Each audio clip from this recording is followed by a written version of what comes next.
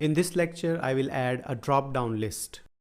On selection of a list item, I will update the state and display it.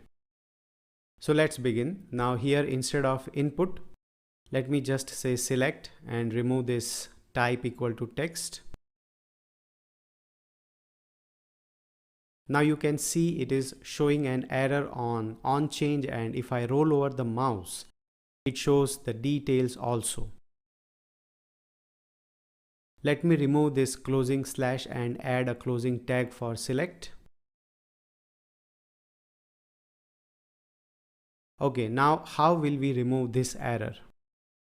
Here when I roll over, you see it is saying me to have HTML select element.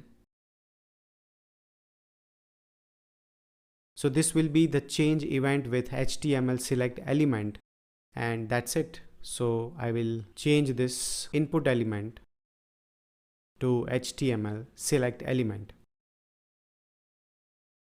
And now you can see that the error is gone. Now let's add few options. So here first option, I'll say value equal to apple and apple. The second option, I'll say banana. The third option, let me say grapes. And the fourth option, orange. So value is orange and text is also orange. That's it. So now let's save this and let's run the code. I'll just refresh the page and you have the list, the drop down list, and if I click on any of the item, you can see that the state is getting updated. So that's how you deal with the drop down list while working with the TypeScript using the HTML select element type.